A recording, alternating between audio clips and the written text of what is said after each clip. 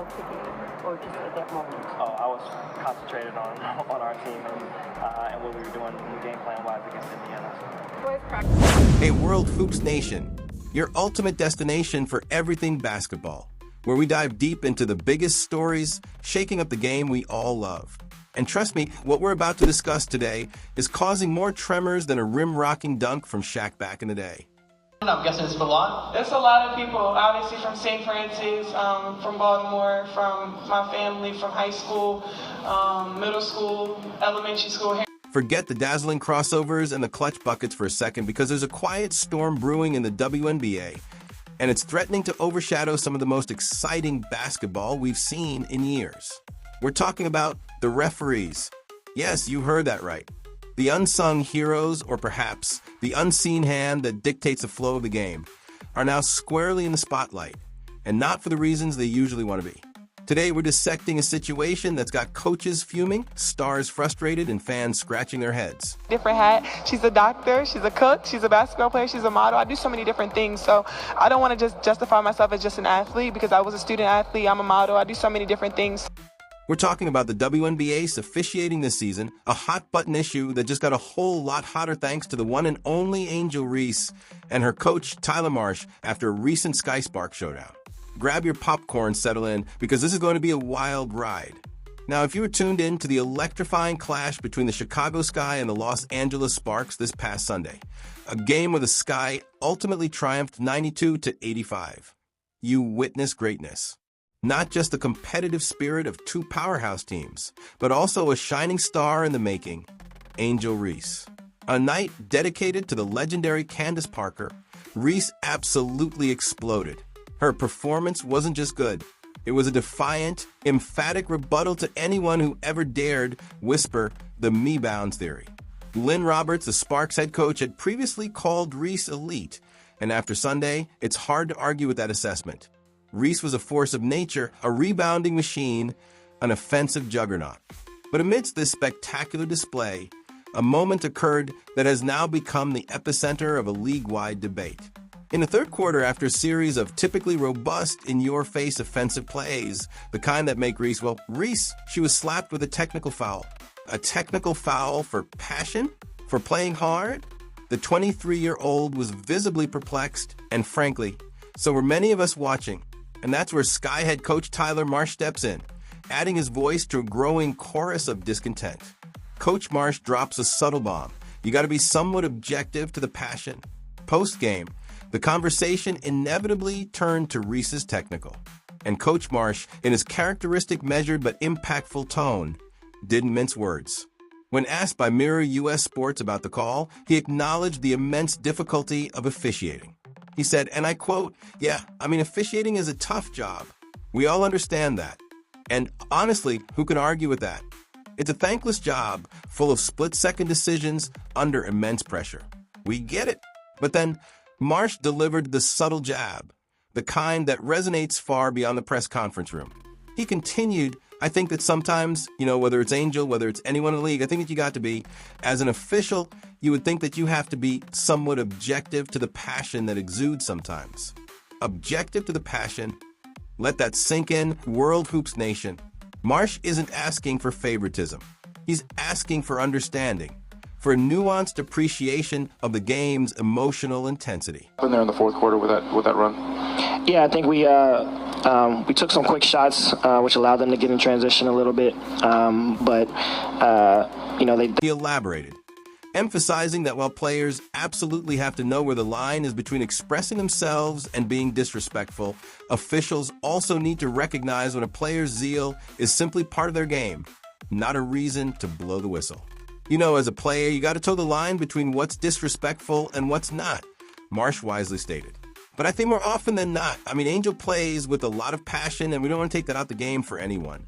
And here's the kicker, the part that truly speaks to the heart of what basketball is all about.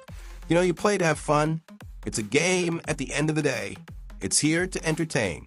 And so, we didn't see an issue with it, but, it is what it is. It is what it is. That's the classic coach speak for I'm not happy, but I can't say anything more without getting fined. But the message is crystal clear. Don't sanitize the game. Don't punish passion. don't strip away the very essence of what makes WNBA basketball so compelling.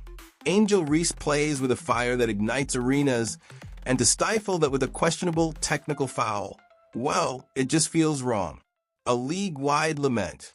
The unifying frustration. Now, this isn't just about Angel Reese. As frustrating as that specific call was, Coach Marsh and Angel Reese are merely the latest, albeit highly visible, voices to join a rapidly growing chorus of concern regarding WNBA officiating this season. This isn't a new issue, but it seems to be reaching a boiling point. We've heard it from all corners of the league. Indiana Fever coach Stephanie White? She's voiced her frustrations. Minnesota Lynx coach Cheryl Reeve?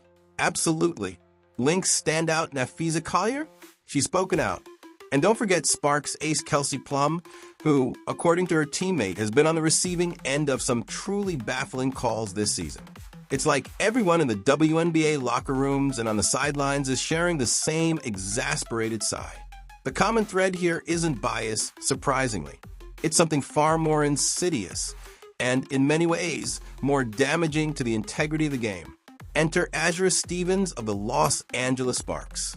Before their recent game against Chicago, Stevens articulated the core issue with laser precision, highlighting a critical concern that transcends individual teams and impacts the entire league. And her insights are truly invaluable here. I think the biggest thing is the inconsistency. I think a lot of people, see that as players, she shared. Like one team might be getting a lot of calls, another team might not.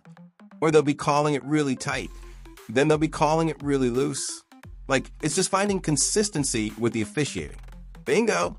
That's the magic word, inconsistency. It's not necessarily that officials are intentionally favoring one team over another. It's that the rule book seems to be a fluid document, changing from game to game, quarter to quarter, and even possession to possession. One moment, they're letting everything go, allowing for physical play. The next, they're blowing the whistle for the slightest contact. The 29-year-old Stevens emphasized that this problem isn't a fleeting early season blip. We're well into the 2025 season, and the inconsistent officiating persists. She stressed that the main issue players face isn't biased officiating, but rather a profound lack of coherence across all games. And I think that's what we kind of all want as a league, is just consistent reffing across the board, Stevens concluded. I think if both teams are getting calls, then it's consistent. We haven't really been finding that. So I think that's what we're all kind of looking for, is just consistency with the officiating throughout the game. Think about that for a second, World Hoops Nation. As a player, how do you adjust? How do you know what's going to be called? How do you play your game when the parameters are constantly shifting? It's like trying to hit a moving target while blindfolded. It breeds frustration and disrupts flow, and it ultimately detracts from the product on the court. The ripple effect beyond the whistle. The consequences of this inconsistent officiating stretch far beyond a single technical foul or a disputed call. Firstly, it impacts player performance. Imagine being a player like Angel Reese, who thrives on physicality and aggressive play. If one night her intensity is celebrated, and the next it's penalized with a technical, it forces her to second-guess her instincts. It can stifle creativity and make players hesitant, which is the last thing we want in a league as dynamic as the WNBA. We want these athletes playing free, unleashing their full potential, not walking on eggshells. Secondly, it affects game flow and entertainment. When games are constantly interrupted by questionable calls or non-calls, it breaks the rhythm. It turns what should be a fluid, exciting spectacle into a choppy, stop-and-start affair. And let's be honest, we're here for the entertainment. We want to see continuous action, high-octane plays, and competitive battles, not extended huddles with officials or players throwing their hands up in exasperation. Thirdly, and perhaps most critically, it erodes trust. When players, coaches, and fans consistently see what they perceive as inconsistent or unfair officiating, it chips away at their faith in the system.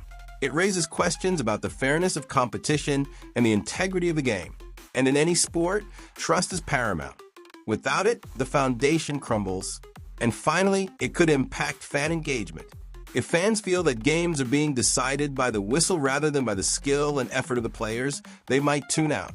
Why invest your time and emotional energy if the outcome feels arbitrary? The WNBA is growing at an incredible rate, attracting new fans every day. Maintaining that momentum requires a product that is not only thrilling but also perceived as fair and consistently officiated. What's the solution, WNBA? A plea for consistency. So what's the answer? It's easy to point fingers, but much harder to propose concrete solutions. However, based on the collective frustration emanating from the league, the path forward seems clear: consistency. This isn't a call for more fouls or fewer fouls, or even for officials to favor certain teams. It's a plea for a uniform interpretation of the rulebook across every game, every official, every single time. This means rethinking training and assessment. Are officials being trained consistently? Are there regular assessments to ensure they are all on the same page regarding the interpretation of rules like offensive fouls, defensive fouls, and technical fouls for passion versus disrespect? Clearer guidelines. Perhaps clearer, more detailed guidelines are needed for officials on how to handle the passion element of the game. Where is the line between a player showing enthusiasm and crossing into a technical foul? This needs to be explicitly defined and consistently applied. Increased communication. Maybe there needs to be more direct, transparent communication between the league, officials, coaches, and players about officiating philosophies and expectations. A dialogue rather than just directives. Embracing technology. Carefully, while human element is crucial, could technology assist in certain areas to ensure consistency on objective calls? Though this must be approached with caution to avoid further slowing down the game.